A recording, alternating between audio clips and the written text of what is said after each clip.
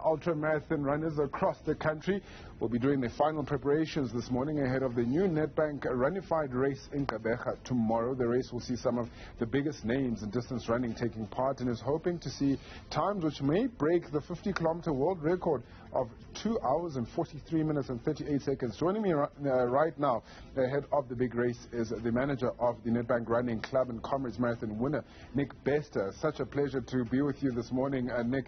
Let's quickly talk about the importance of this race. We haven't seen an ultramarathon on South African screens for some time now. COVID-19 ensured that there would be no Comrades Marathon, and at least we get to see an elite field of runners take to the streets tomorrow. Thank you. Good morning.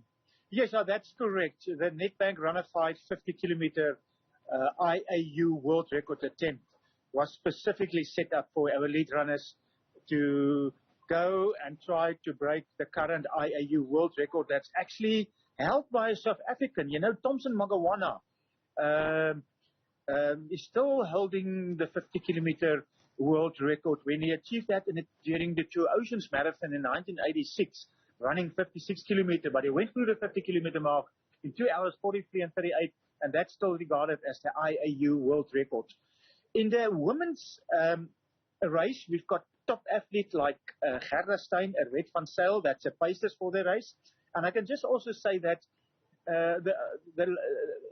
Frith and Merwe with the previous record by also South African that held this 50-kilometer IAU record, but this record has been broken.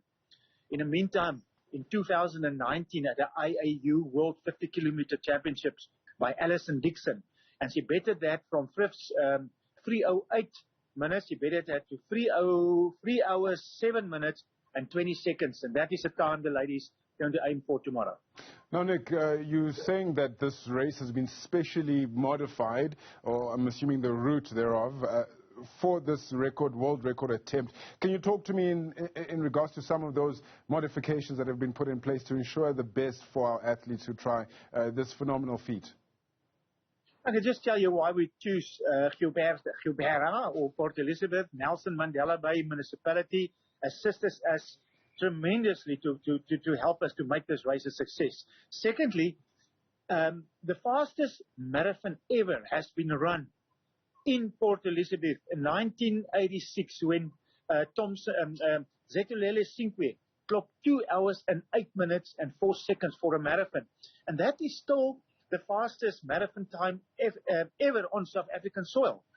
And then thirdly, the route. We're choosing a route that is perfect for ultra-distance running. It's no major hills. It is flat. There's a little bit of an incline. It consists out of 10 kilometers that we're going to run 5 times. And that will be 50 kilometers. And then, of course, the weather. You know, we looked at the weather and we saw that during May, there's only a maximum of average of 7 rainy days in Port Elizabeth. And the weather is playing along. Yesterday was a very strong wind close to Gale Force. Today it calmed down. The weather is cool. And tomorrow will be perfect. So everything is set to have a new IAU world record tomorrow. The runners must just now come and do their part. So this record will then stand. You speak of the fact that it's in Port Elizabeth. You speak of the flat route, but it doesn't have, to think back to Eliud Kipchoge's sub-2-hour marathon, for instance, it doesn't have that kind of assistance for any of the runners. You mentioned Gqeberha Steyn as one of the pace setters as well. So you've got quite a fiery lineup there to assist, but nothing that is as orchestrated as, for instance, Eliud Kipchoge's run was. Okay. You have to, there's certain guidelines and rules you have to adhere to. Kipchoge's run he has been assisted by pacers who came from the outside. Every 5Ks or 10Ks, there were fresh pacers. That is not allowed. If a pacer starts the race, he don't have to finish, but you can't bring new pacers from the side. The route must be accredited. It must be measured by a World Athletic accredited measurer. There must be proper drug control. And all these rules and regulations has to be adhered to. And that is what we actually did. And the record will then be rectified by the IAU. Nick, thank you so much for your time this morning. Let's leave it there. Of course, that is Nick Gqeberha. He is a Comrades Marathon winner as well, but more importantly, he comes in the capacity of the managing director of that Nedbank running club as they attempt to break that 50-kilometer world record set by a South African.